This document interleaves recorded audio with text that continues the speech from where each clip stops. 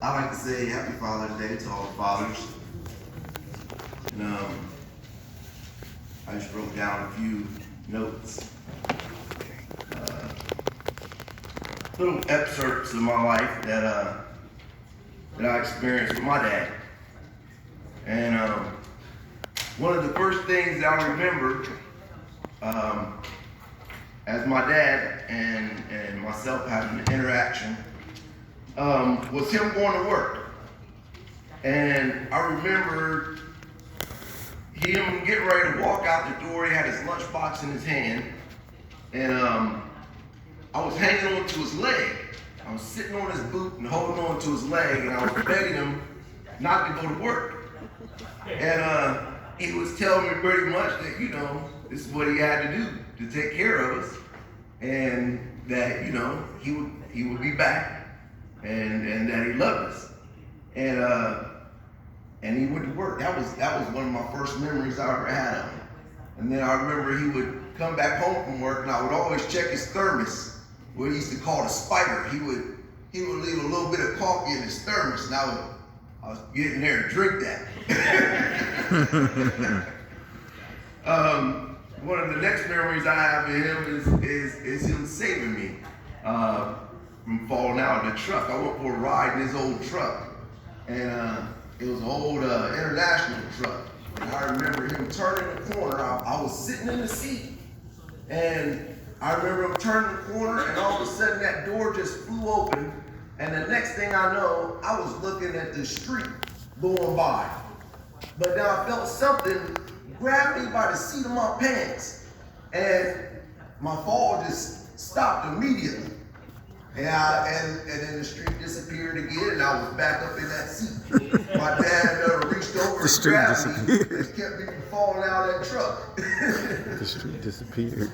Then I remember the time we would go to the parade and him putting me up on his shoulders, so I'd be able to see. That was, and then him mopping. I remember he used to mop, and he made it look so easy and effortless. It's almost like it appeared to be fun. And I always tell him I wanted to mop. No, you don't need to mop yet. You ain't big enough. And when it comes time for you to mop, you probably won't want to do it. But he told me. And he was right. Because when I got big enough and old enough to mop, I did want to mop. But he taught me that sometimes, you do things anyway. As a man, you gotta work. You gotta learn to work, provide. And then the work curriculum intensified. I saw a riding mower, and I begged him for it. Please, give me this riding mower, please. So, all right, I'll buy you this riding mower. So he bought me the riding mower. Got it home, showed me how the thing worked. I remember this. Made sure it had gas and oil in it. And then he looked at me and told me, now I want my money back. So I took off around on this riding mower, and people see me pull up in their driveway on a riding mower, and that was it. That's all I had.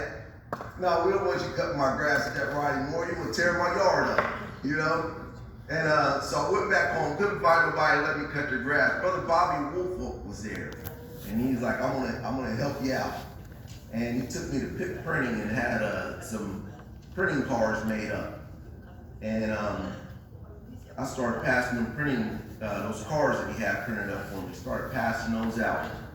And before I knew it, I had more business than what I could possibly keep up with. And who was right there in my corner, helping me out, steering me along the way, but my father. I mean, he would get up in the morning and go out and cut grass with me all day long. And then I'd come home ready to fall out somewhere, and he would strap up his work boots.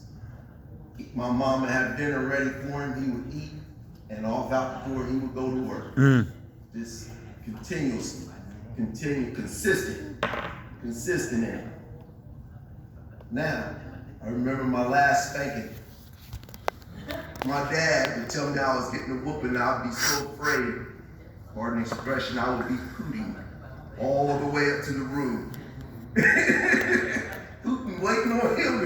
I mean, just scared, nervous. He told me, go upstairs to your room, I'll be up there. So this time, I mean, I'm getting a little older now, you know, so I'm a man. I'm not gonna cry. You know, I'm not gonna be scared. You know, I'm still nervous deep down inside, but you know, I got something to prove. And I'll never forget this. He walked in the door, and this time he didn't have his belt. And he just looked at me and he was like, I'm not gonna whip you ever again. And he said, because if you haven't learned by this time what I've been trying to teach you, you're probably not gonna learn it. And he turned around and walked out the door. And I think that was the worst spanking I ever got, man. That was a good mental spanking. That lasted me for the rest of my life. A godly example. I mean, the way he lived, it was unreal. I hope I can come close to that. But in the end, when it was all said and done, I remember the last day I spent with him.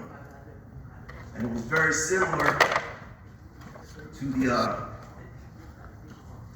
the first memory I have of him.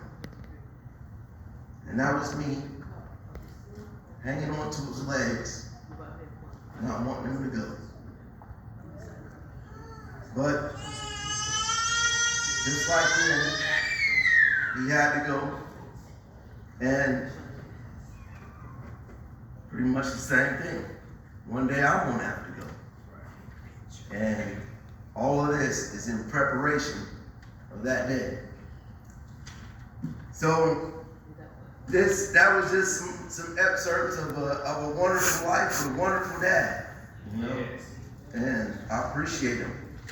I wouldn't trade those memories for anything in this world at all. I was totally and truly blessed to have such a wonderful man as my father. And, well, that's all I got. To have Father's Day here.